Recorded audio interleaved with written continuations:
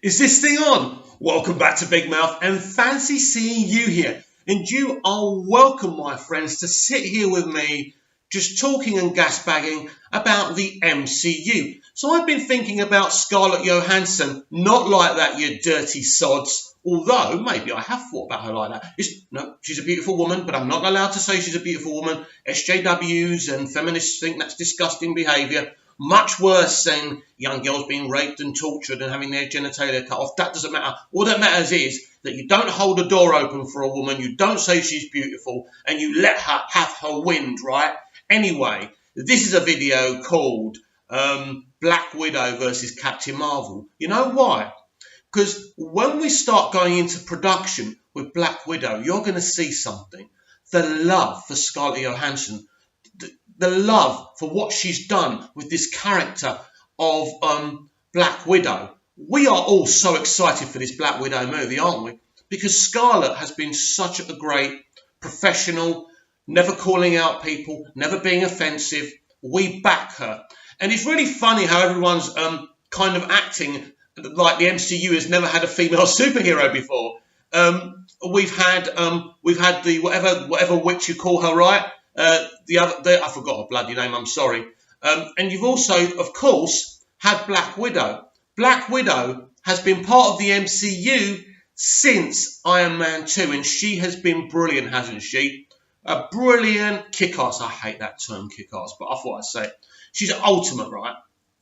She's brilliant. We've all been fighting as MCU admirers, even me, who's not the biggest fan, but loves watching the movies. We've always wanted a Black Widow movie. I am stunned that Captain Marvel was the first female-led superhero movie and it wasn't Black Widow. I'm stunned, and I'm sure Scarlett's stunned, and it's saying that Scarlett's been fighting for a long time, and she even must be stunned. Now, it's very interesting, isn't it, that Scarlett Johansson hasn't come out in support of Brie Larson. That's interesting as well. I want you to imagine something, that you're part of a company that's been doing well, and you've been there with all your work colleagues all this time. Everyone's been friends behind the scenes. All the fans and the actors have got a great relationship. We've always had a great relationship with Robert Downey Jr., Chris Evans, Chris Hemsworth, and everyone else. And all of a sudden, this entity comes in, a very negative entity that nobody particularly likes, but you've got to suffer her. And this is the kind of comparable situation with Brie Larson and Scarlett Johansson. Scarlett Johansson is going to have the fans backing her movie, backing her. Meanwhile, with Brie Larson, because she's spreading all this poison, I think nobody's happy about it. Nobody can be happy.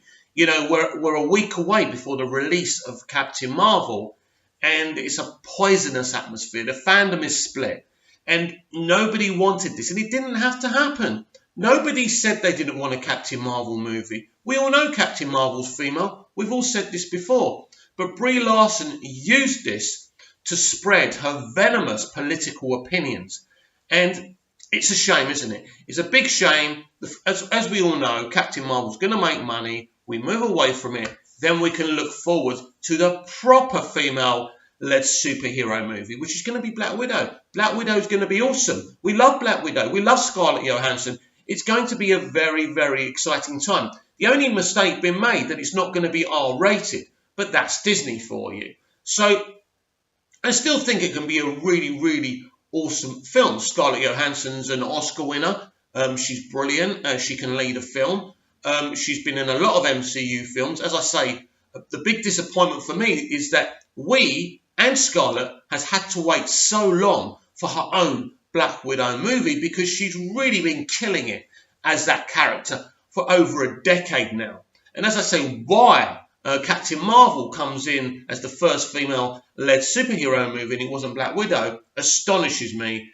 And I mean, Kevin Feige, when he's been asked in the past, said he wanted to do it, but there's been a lot of umming and ahhing. They never really were going to do it, because the pressure was so high, they had no choice. I don't particularly think Disney wanted to do a Black Widow movie, because Black Widow's origin is quite dark and encompassing. So it's going to be, I hope, an awesome film.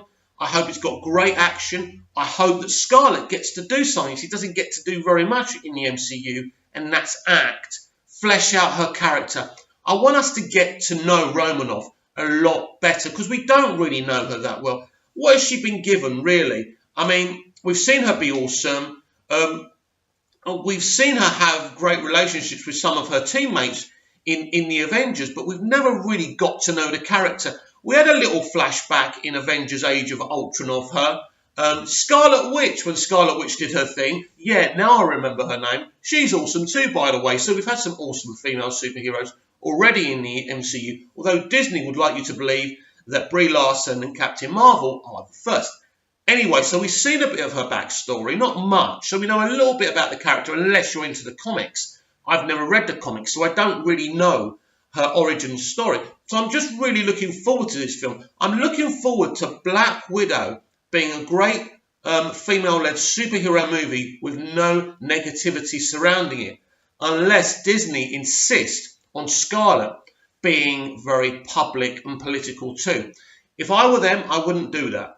I wouldn't do that. This film is an opportunity. I expect Black Widow to make double the money of Captain Marvel. I do.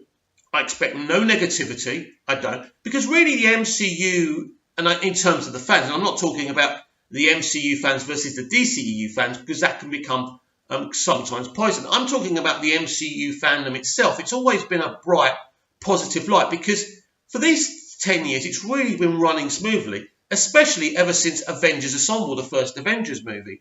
So there's been really not much to complain about. They've been very successful films, the most successful IP, the most successful franchise in movie history. So everyone's been happy. It's only now with what Brie Larson's done and said that things have become rather poisonous, which is very sad, as I keep on saying. This is a film that can have a lot of positivity around it, because this is a film we've been begging for, gagging for years now. We should have had it before. We're going to get it now. I know nothing about it. I don't even know who's directing or writing this film. But I'm excited about it because it's about a character we've been following for over a decade now in cinema. And for me, that's very exciting. Also, when I think about Captain Marvel, the trailers look great. I've seen a test screening. I kind of enjoyed it. It was all right, you know. It wasn't the best superhero film I've ever seen. It wasn't the worst. It's in the middle. It was great. It was great seeing Coulson. It's great seeing Fury, and I think Brie Larson did okay in the movie. I'm not going to say she didn't just because I don't agree with what she's been doing publicly. So I think everyone's going to enjoy that film. I don't think there's a question about it. And this is what I said, don't allow Brie Larson to ruin the MCU for you. So we all get, you know, you're all going to get to watch Captain Marvel. Then we move on very quickly. She's going to be very prominent in Avengers Endgame. And then we can really look forward to the future of the MCU, and I just hope that Disney and Marvel Studios understand what's happened with Brie Larson has been wrong. It must stop. Let's allow the fans to enjoy this franchise again without the poisonous atmosphere